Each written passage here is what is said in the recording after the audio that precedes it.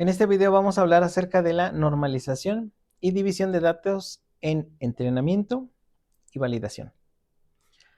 Para esto vamos a estar viendo varios scripts en Python para entender primero a qué se refiere el método y también cómo se hace la implementación de ese método ya en un script con datos de ejemplo. Vamos a ver entonces cómo se hace esto. El primer método de normalización se denomina normalización min-max, o sea, mínimo o máximo. Aquí se transforman nuestros datos en un rango de 0 a 1. Y aunque ya lo mencionamos brevemente y fue el método que usamos en el ejemplo del estudiante, sí, con sus calificaciones, también usamos ese método en el otro ejemplo acerca de la variación de temperatura, donde la temperatura mínima era el 0, la temperatura máxima era el 1. Eso que ya usamos antes es método del min-max. Matemáticamente, esta es su fórmula. Simplemente necesitamos el mínimo del rango, el máximo del rango, y lo dividimos así y obtenemos ya nuestro valor normalizado. El segundo método es el de estandarización Z-score.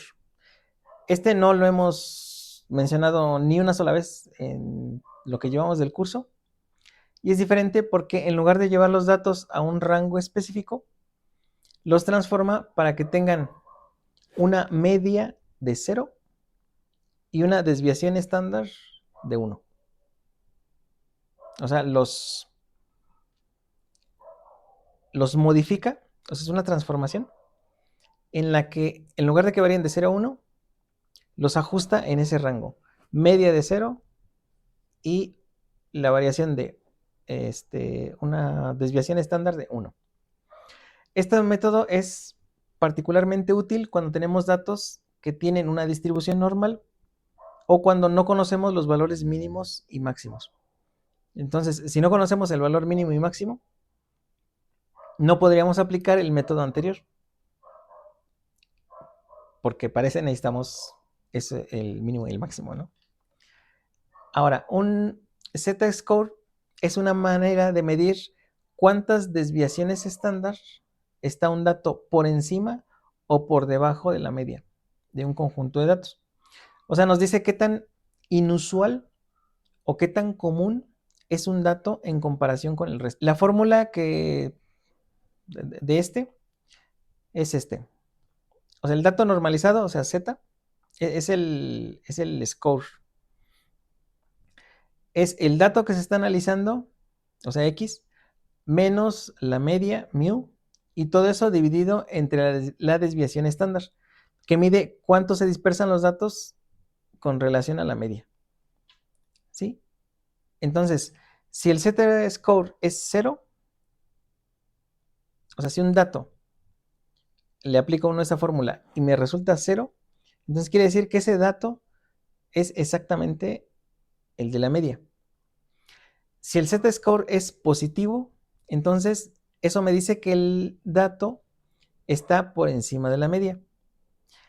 Si el Z-score me dice, bueno, es negativo, eso me dice que está por debajo de la media. Vamos a ver un ejemplo así muy fácil. Tenemos, vamos a suponer que la medida de alturas en un grupo es 1 metro con 70 centímetros. Esa es la media. La desviación estándar es 10 centímetros, o sea, 0.1 metros. Y alguien mide 1.80. Se le aplica el Z-score y entonces sería 1.80 menos 1.70 sobre 0.1. El resultado de eso es 1. Eso significa que está una desviación estándar por arriba de la media. Eso quiere decir que es más alto que la media, pero no que es inusualmente alto. Para decir que algo es inusualmente alto, o sea, que sea mayor que... O sea, su Z-score tiene que ser normalmente arriba de 2, ya sea positivo o negativo. Si es arriba de 2, positivo, significa que es inusualmente por arriba de la media.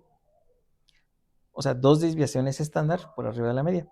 Si el z-score es negativo, menos 2, o menos 3 o menos 4, quiere decir que eso ya es inusualmente menos que la media.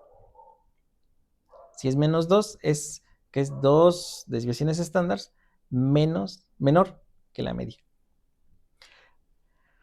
¿Cómo vamos a ver qué método usar? Bueno, uno ya va en la mera pista de la fórmula. Que si no sabemos el valor mínimo y el máximo, pero si sabemos la media, entonces vamos a ocupar el z-score. Si sí sabemos el mínimo y el máximo, podemos usar pues, el primer método. También necesitamos considerar situaciones especiales. Hay veces que hay datos atípicos que son extremos. Sí se pueden dar, pero entonces pudiera ser que nos jalen todos los valores hacia un valor atípico. Entonces, hay, por ejemplo, en el caso del sensor, ¿no? Hay sensores que ocasionalmente pudieran dar una lectura fuera del rango. Hay casos en los que diferentes usuarios tienen rangos de movimiento distintos. Para cada uno de esos casos, podríamos usar una normalización robusta. Ya no es ninguno de los métodos que vimos ahorita. Es otro. Hay que quitar lo último que dije después de los dos métodos. Y entonces ya en nuestro arsenal de métodos ya llevamos esos dos. El min-max y el del z-score. Pero ahora, ¿qué pasa si tenemos datos que son atípicos? O sea, que se salen mucho del rango. Sí son realistas, o sea, sí pueden ocurrir, pero resulta que me jalan el promedio y el rango y todo hacia esos valores atípicos.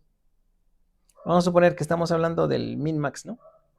Entonces tenemos un min-max de 15 a 35 grados. No, de 15 a 30 grados.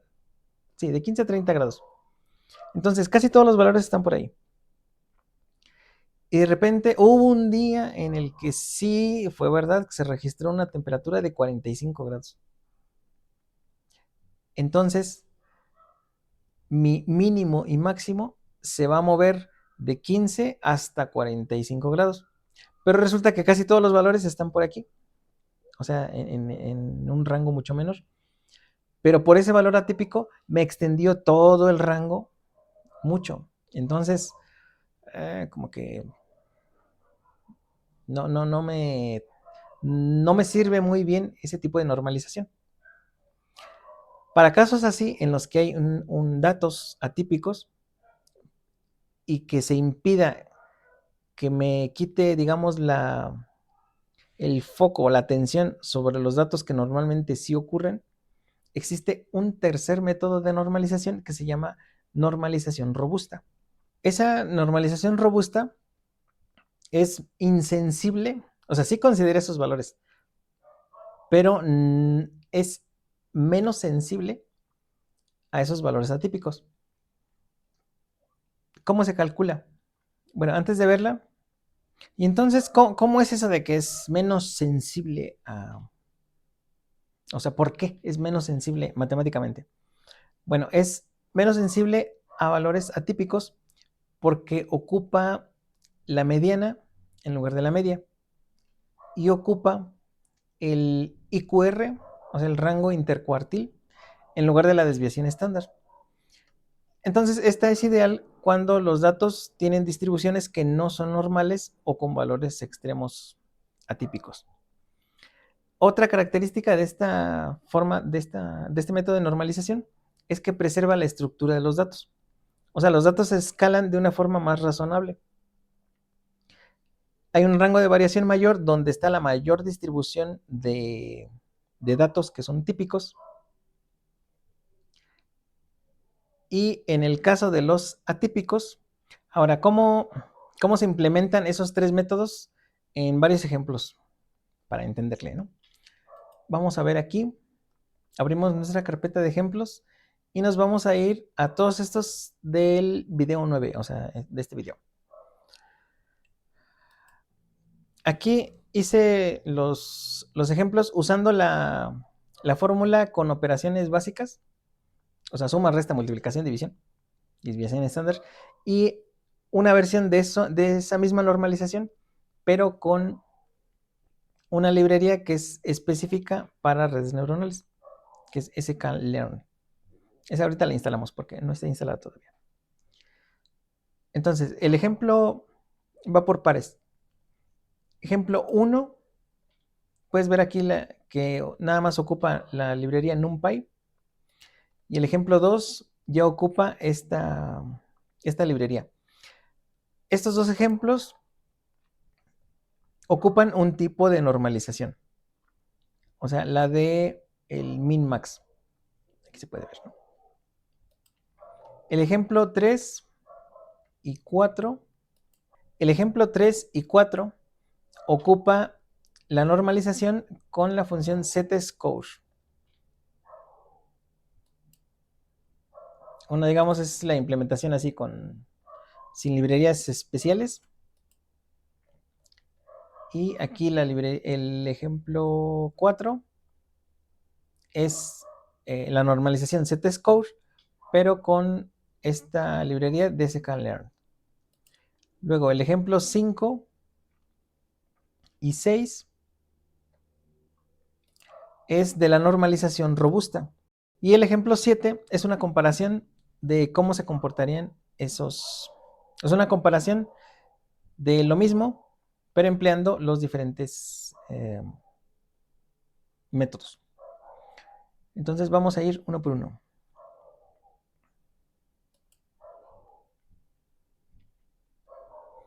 Aquí de lo que se trata este ejemplo es dos grupos que tienen diferentes calificaciones. En uno, las calificaciones van de 85, bueno, o sea, la escala es del 0 al 100, pero los valores de calificaciones están entre 73 y 95. O sea, el menor es 73, el mayor es 95. Y en el otro caso hay otro grupo en el que la escala de calificación es de 0 a 5 puntos. El menor es 3.6 y el mayor es 4.8, creo.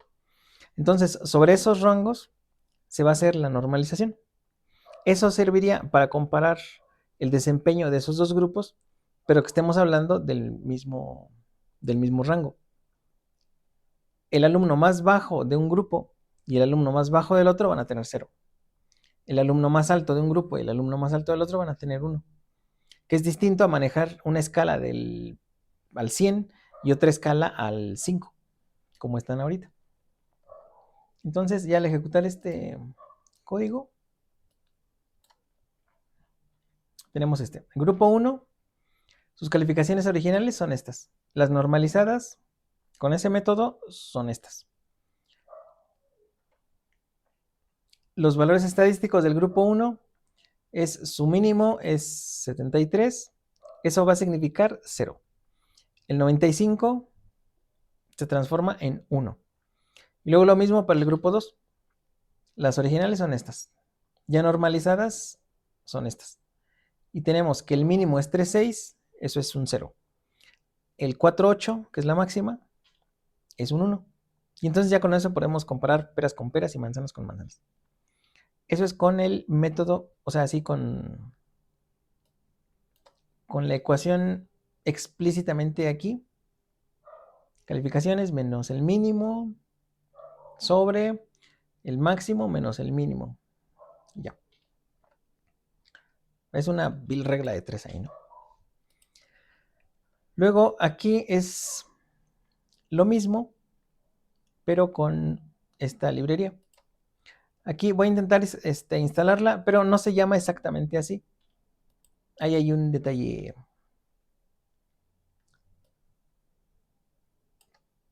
Pero vamos a hacerle como normalmente procederíamos.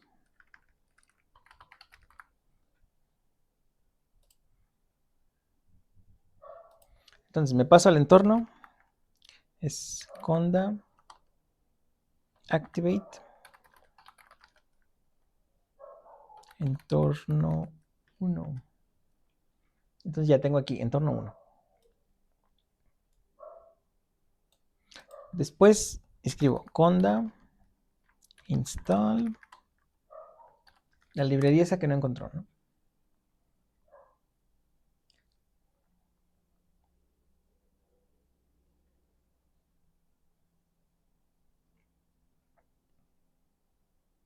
Entonces me dice que no la encontró. Me voy con mi segundo método, pip install y la librería. Y entonces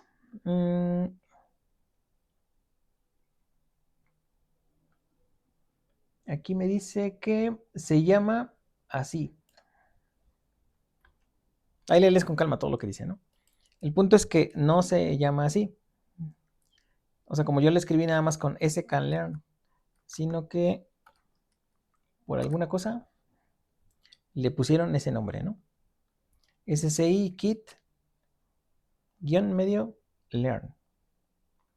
Y entonces ahora sí ya lo encontró. Creo. Sí, ya no aparece así como que el subrayadito ese. Me voy aquí, pulso ejecutar y es la misma cosa. Grupo 1, escala de 100 puntos y es lo mismo que verías en el otro script. Ahí le puedes regresar si quieres al video y ves los valores. Es la misma cosa.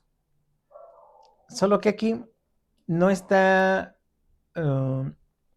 escrito explícitamente la función que describe la normalización min-max.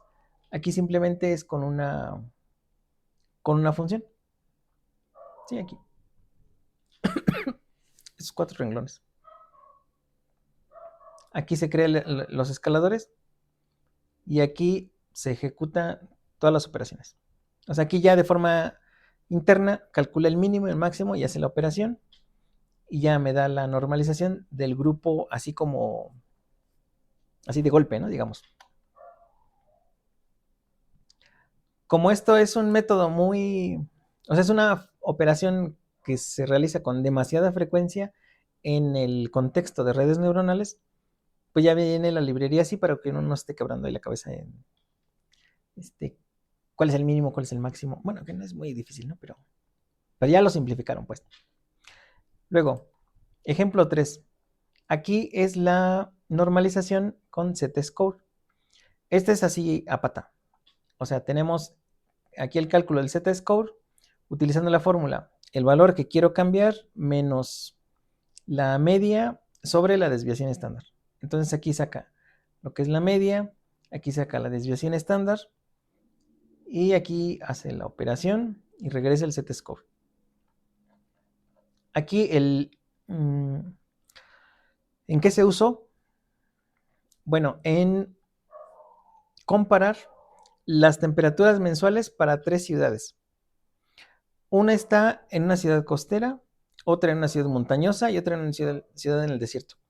Entonces aquí de lo que se trata es de ver qué temperatura es inusual en cada una de esas ciudades.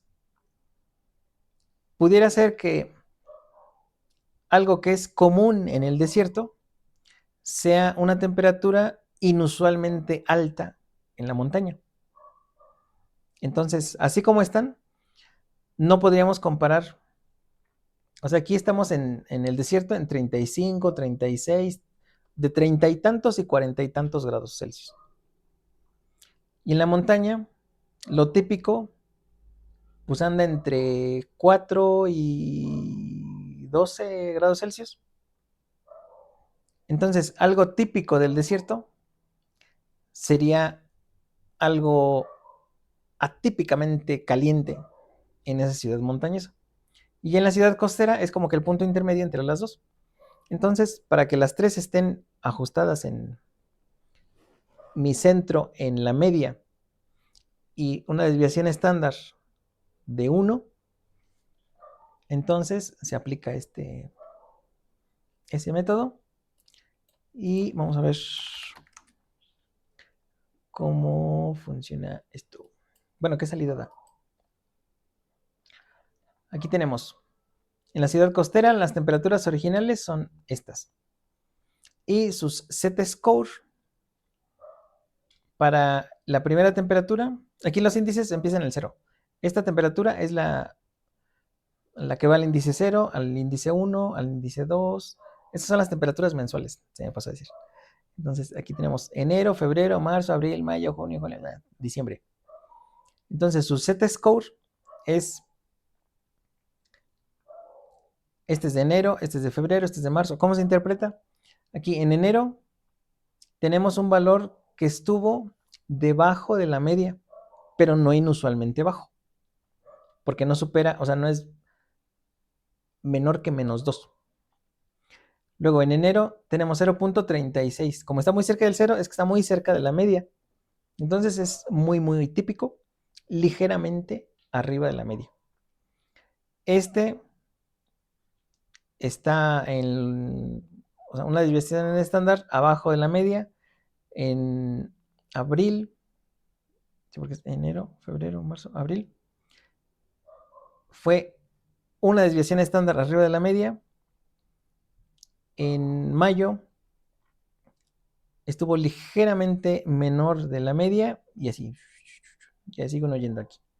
Aquí, por ejemplo, en noviembre tenemos que casi, si hubiera sido -2, es que ya se considera como atípico hacia abajo, ¿no? Entonces, esto ya anda rayando en lo que es un mes atípicamente frío, porque casi anda en -2. Luego, en la ciudad, la ciudad costera, la media es 22 grados, la desviación estándar es 1.38 grados. En la ciudad de montaña tenemos estos datos y aquí, si uno nada más se va a los z-score, puede uno ver que, por ejemplo, aquí es enero, esto sería julio. Julio fue casi atípicamente caliente, ¿no?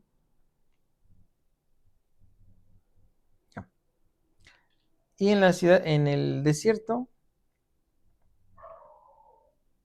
diciembre, no, pues no, todos son valores típicos, ¿no? Y bueno, así se analiza este 3. Y ahora el 4 es lo mismo, pero aquí esta temperatura, o sea, no se calculó por separado como acá. Aquí en el 3 se calculó por separado lo que es la media, la desviación estándar y luego el índice Z-core es el dato que me interesa, menos la media sobre la desviación estándar. No, acá simplemente en el 4, con esta librería, entran las temperaturas, se aplica el scaler y solo se le dice, aquí es este. Esta es la función que hace la temperatura ya estandarizada. Sí, un solo renglón. Ya, sale. Y acá todo esto ya nada más es el despliegue. Pero aquí ya no hay cálculos de la desviación estándar y la división CITESA, ¿no? Luego, la robusta, que la vamos a ocupar aquí para un ejemplo de valores atípicos.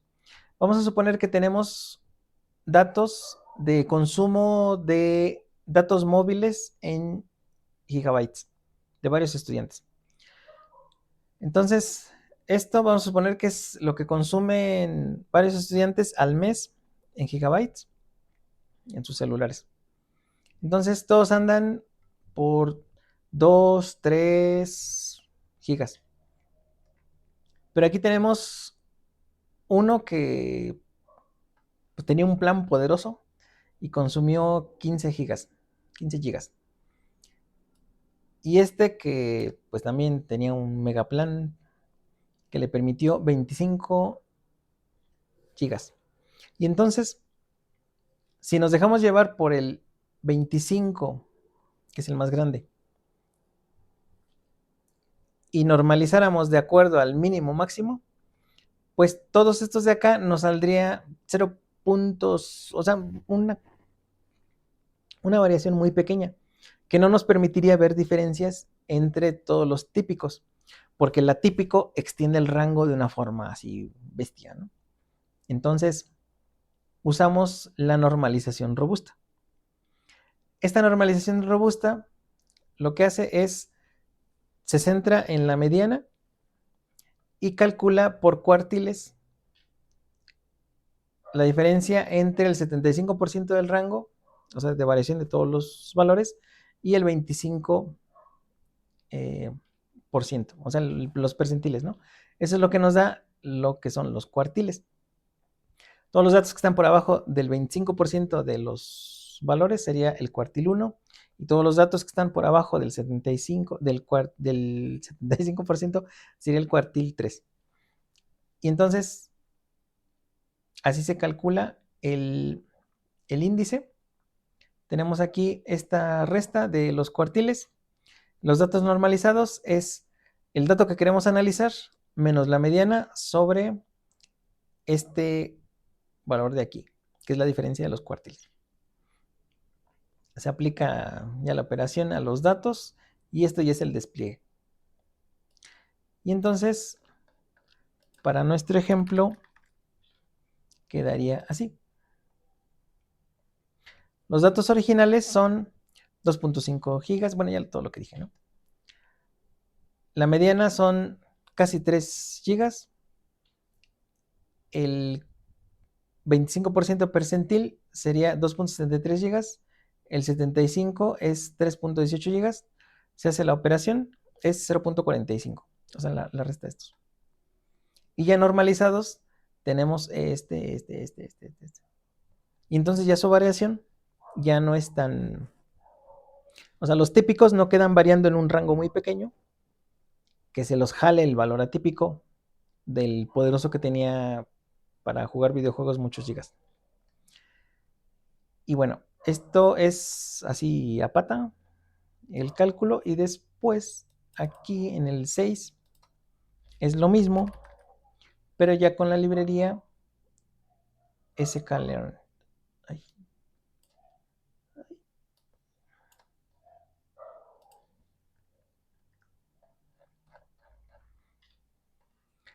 Aquí es el mismo conjunto de datos.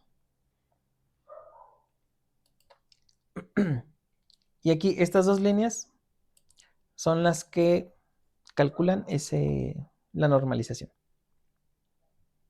Sí, es mucho más compacto el código. Y la salida es la misma. Voy a borrarlo para saber dónde empieza y dónde acaba. Bueno, la división es esta línea en amarillo. De aquí para acá es la salida del script 6. Entonces aquí están los datos completos. Aquí viene en otro formato. Aquí ya viene por columnas.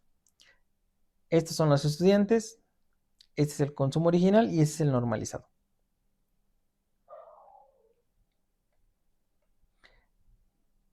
Y en este script tenemos una comparación gráfica de todos los ejemplos que acabamos de ver, o sea, de los diferentes tipos de normalización. Aquí tenemos cómo se calcularían esas distribuciones con el z-score y con el o sea, la normalización z-score y con el método robusto. Y acá tenemos ay, no sé hasta abajo. Cómo se comportan esas distintas normalizaciones.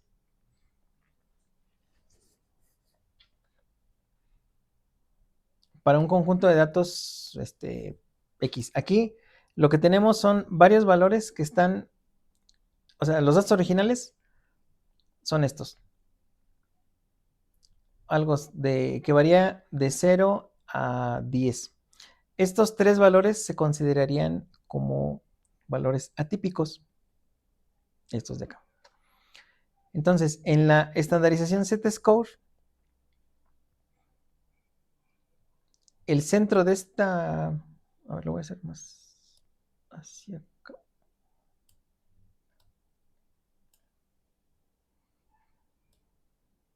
Para tener el eje más cerca. Así ya. Entonces aquí en Z-score, su centro está en 0.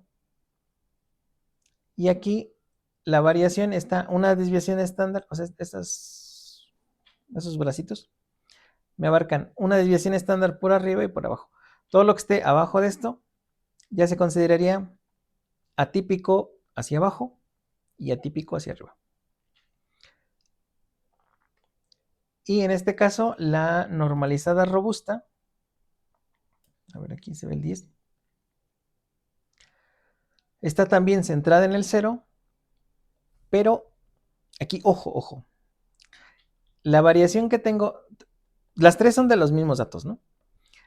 Aquí con la Z-score tengo esta variación de estos datos, pero apenas me anda llegando casi al 1 y casi al -1.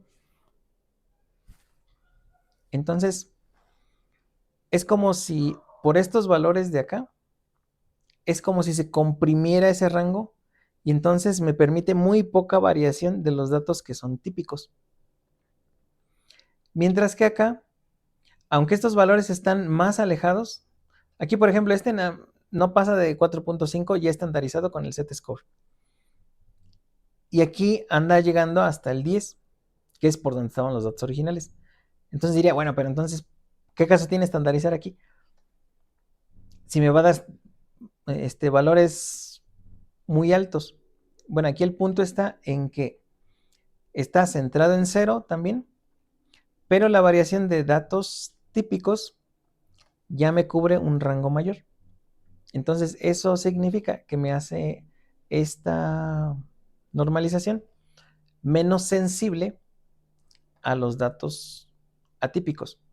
O sea, a los datos atípicos me los deja que, sí, ok, tú te quieres ir por el 10, bueno, vete hasta el 10. Pero esta variación de rangos que son típicos, me dejas que varíen en un orden de magnitud que me permite ver a detalle qué es lo que está pasando ahí. ¿Sí? Y bueno, con esto, entonces cubrimos lo que es la parte de datos, cómo se preprocesan los datos para que entren bien a nuestra red neuronal. ¿Sí? De lo que se trata es de que esa normalización varíe lo suficiente para permitirle entender a la red neuronal cómo varían esos datos. ¿Sí? Y con eso concluye esa parte de normalización. Ahora, hay otra parte que va dentro de lo que es el preprocesamiento, que es dividir los datos entre entrenamiento y validación. Necesitamos apartar un porcentaje, no hay una regla fija, pero pues, típicamente es un 80% de los datos que tenemos, ya sean sintéticos o reales, que esos los vamos a ocupar para entrenar nuestro modelo. Y nos vamos a reservar un 20%, bueno, un porcentaje menor, típicamente el 20%, que lo vamos a ocupar después para ver, para probar el modelo. A ver, si es cierto que aprendiste o estás memorizando. Como el ejemplo que habíamos visto del estudiante, ¿no? Le damos un conjunto de preguntas para saber si realmente las aprendió.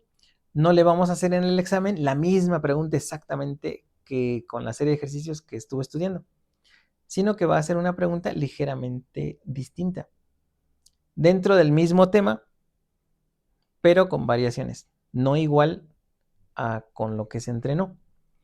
Y entonces eso nos va a permitir saber qué también está generalizando el modelo, qué también aprendió. Pudiera ser, por ejemplo, ¿cómo se da uno cuenta de eso? Cuando se aplican eh, ciertos parámetros que vamos a ver después para calificar el modelo, uno de ellos es cómo podríamos saber si algo anda mal con nuestro modelo. Vamos a suponer que sacamos la precisión con la que va identificando los gestos, o bueno, lo que esté identificando. Y si resulta que tiene una precisión del 95% con los datos de entrenamiento, pero tiene una precisión del 60% con los datos de validación, quiere decir que está haciendo trampa, ¿no? O sea, que está memorizando los datos de entrenamiento. No ha llegado a generalizarlos todavía. Si tenemos un 95% de precisión con los datos de entrenamiento y no sé, un 90% con los datos de validación, quiere decir que ya está trabajando bonito. Porque aunque son datos nuevos con los que nunca fue entrenado, sí puede identificarlos correctamente. ¿Sí? Entonces, para eso nos sirven esos distintos conjuntos de datos. Y bueno, ya hecho esto, ahora vamos a pasar a ver el script que hace el preprocesamiento de los datos. Ya que entiendes así todo este contexto, vamos a preprocesar nuestros datos. Eso involucra estandarizarlos y, digo, eso. Y ahora vamos a normalizar nuestros datos.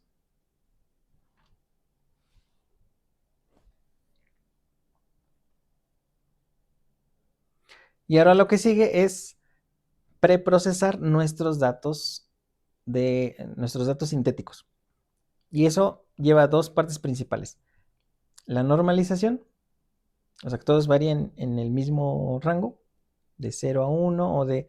Ahorita tú vas a ver en qué tipo de normalización ocupé. Y la otra es separar los datos. Estos son para entrenamiento y estos son para ocuparse después en la validación.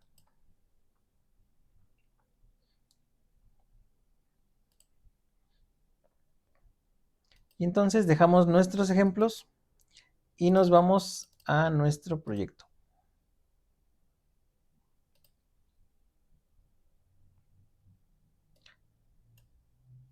Ya acabamos de hacer lo que es la generación de datos sintéticos. Ahora vamos a ejecutar el script B. Antes de ejecutarlo, aquí ya usamos la función, la librería sklearn. Y aquí los preprocesamos. Lo que vamos a hacer primero es separar lo que son las características, o sea, las 11 columnas. Ay, no me están viendo. Lo que vamos a hacer es separar las 11 columnas de datos. Eso va a ser nuestra matriz X. O sea, son 5 de los, o sea, 5 de uno de cada dedo. Ahí van 5. 3 del acelerómetro, 3 del giroscopio. Ahí van 11. Y la última columna, que es la que tiene las etiquetas, que es la que nos dice, es el gesto 3, es el gesto 2, es el gesto 0. Esa columna la vamos a colocar en el vector Y, que es el de gestos. ¿Sí? Después vamos a normalizar con el escalador mínimo máximo. Y aquí vamos a codificar las etiquetas en una cosa que se llama one-hot encoding. ¿Qué es eso del one-hot encoding? Bueno, si recuerdas, cada gesto tiene asignado un número. Para no confundir a la red, digamos, de que el gesto 4 significa algo más grande que el gesto 0 o que el gesto 2, sino una forma de decirle Mira, todos estos gestos tienen el mismo peso. No hay un gesto que deba tener una ponderación mayor. Es que existe eso del ¿cómo se llama? One hot encoding. Y entonces tendríamos arreglados nuestros valores de esta forma que estás viendo ahorita. Simplemente es un vectorcito que tiene puros ceros y tiene solo un 1 que corresponde al gesto del que está hablando, ¿no? Entonces, sea que sea el gesto 0, el gesto 1, el gesto 2 o el gesto 3, solo va a tener un 1. Y ahí ese 1, por la posición, no tiene una ponderación como si estuviéramos pasando de binario a algún otro. O sea, que tiene puros ceros a la izquierda, 1, 0 no es un 2. O sea, no se va multiplicando por 10 a la 0, por 10 a la 1, por 10 a la 2. Simplemente es un 1 en la posición fulana. Pero ninguna posición tiene más peso que la otra. Simplemente es una forma de decirle a la red, este 1 va acá. ¿Vale cuánto? 1, ¿no? En todos los casos vale 1. Y para que los distinga de un gesto al otro, simplemente va en una posición diferente. ¿Sí? Es a lo que se refiere el one hot encoding. Luego, lo que hace la línea 32 y 33 es dividir los datos en 70% para entrenamiento, 15% van a ser para validación y 15% para las pruebas. ¿Sí? Así va a distribuir los X. X es el que lleva los datos de los 11 sensores. Y los Y son los que llevan las etiquetas. O sea, de esa tal cosa significa tal gesto, ¿no? Luego aquí en la línea 35 va a crear acá una carpeta que se llama B preproceso. La va a crear porque ahorita no existen. Y va a guardar esas matrices, la que lleva los X de entrenamiento, los X de validación y los X de prueba. Y para no perderlos, cada X lleva su respectiva columna de etiqueta, ¿no? Para saber, para no perder qué gesto corresponde con qué conjunto de 11 valores. Y el despliegue nada más. Entonces, ojo aquí a la izquierda, se va a crear una carpeta y un archivo ahí adentro. Entonces,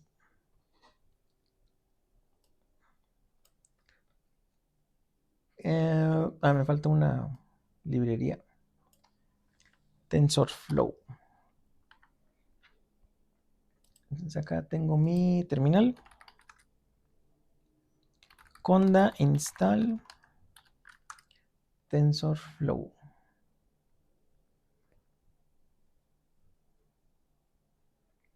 Procedemos. Sí, me encanta que se queden así.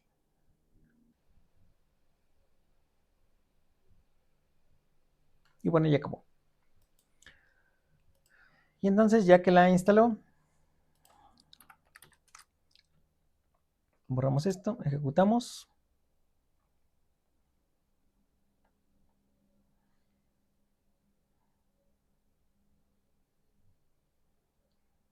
Y ahí está. Ya tenemos aquí nuestra carpeta que se llama B preproceso. Y aquí tenemos nuestros X para prueba. Entonces, si hago más pequeño esto. Aquí tenemos columna 1, 2, 3, 4, 5, 6, 7, 8, 9, 10, 11. Ahí están los valores de los 11 sensores. Ahí. Mi X train, o sea, entrenamiento, tiene también los 11. 1, 2, 3, 4, 5, 6, 7, 8, 9, 10, 11. Las Y's está con el one, esa codificación del one hot, de los unos. Aquí podemos ver, por ejemplo, que hay un 1, luego es 0. Fíjate en el primer renglón. El 1 está en la primera columna y todas las demás son 0. En la segunda columna hay un 1. En la última columna, no, en la segunda fila hay un 1 en el último renglón y todos los demás son ceros. Y así todos los demás. Tú puedes ver, cada uno va a ser un renglón en el que hay un solo 1, que identifica qué gesto es. Y eso va a ser lo mismo para test, para train, para... Lo único que varía es, o sea, la estructura es la misma, ¿no? Lo que cambia es que del conjunto de datos originales que teníamos acá en datos de gestos, ahora los separa, los normaliza y los separa. Ahora, vamos a visualizar esos datos de gestos. Voy a pasar este archivo para dentro de esta carpeta. Así. Ya lo pasé aquí. Porque el script que se llama visualización lee los datos de todos los archivos que estén dentro de esa carpeta B preproceso. O sea, busca aquí en B preproceso. Ahí.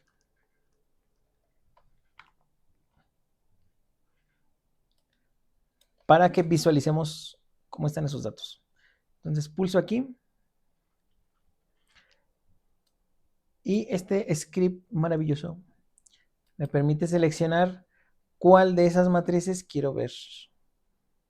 Entonces voy a seleccionar esta, datos, gestos, tal. Y aquí me hace esta mano bien coqueta. Me encanta esa mano. Que costó un cohete hacer. Aquí tengo un deslizador que voy moviendo.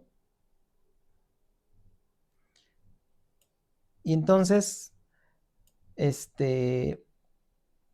en ese esqueleto, bueno, en esa versión simplificada de mano, lo que hace es graficarme los valores de los sensores. Y entonces ahí podemos identificar qué cosa está haciendo. Donde dice frame fulano de tal, eso es el renglón. Y el gesto, pues lo toma de la última columna. Entonces ahí podemos ver, por ejemplo,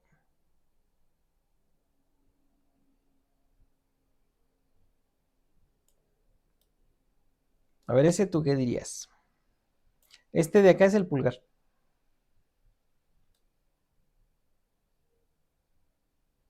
Entonces el pulgar está más flexionado que los otros y el índice y el anular están extendidos. Entonces eso es paz. Es el gesto 4. Aquí están revueltos, ¿no? Como están en el archivo de generación de datos, gestos sintéticos. Así los va mostrando. Entonces, por ejemplo,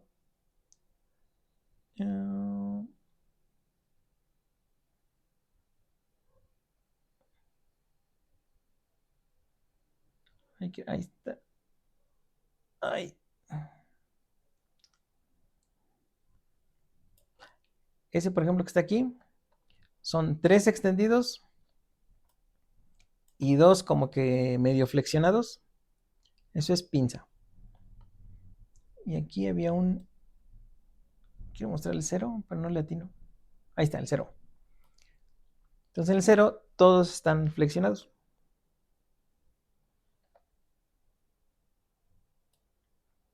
Y así, bueno, ahí tú juegas con esa respuesta. Entonces es más fácil verlo así.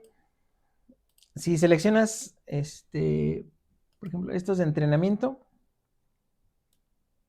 no sale bien, porque a esos les falta la última columna, que es la que indica el gesto.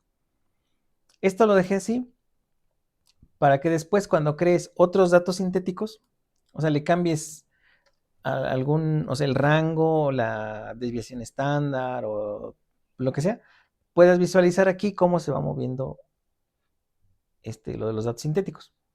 Porque, pues verlos así, pues como que sí está medio difícil, ¿no? Ahí no se entiende.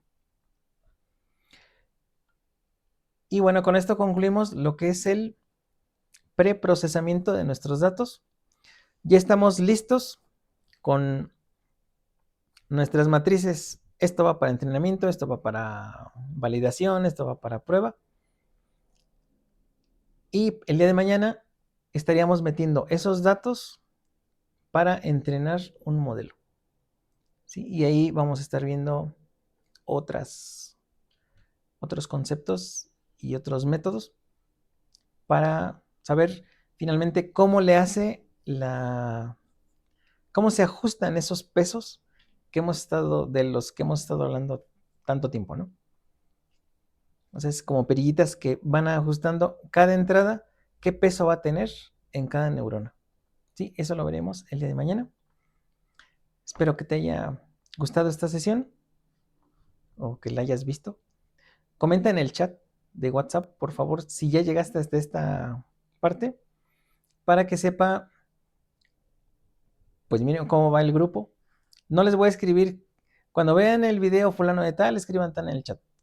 Lo quise decir aquí en el video para asegurarme de que verdaderamente estén viendo los videos y en qué momento llegaron ya a esta parte. Sí, entonces, pues eso fue todo por el día de hoy y nos vemos en la sesión de mañana.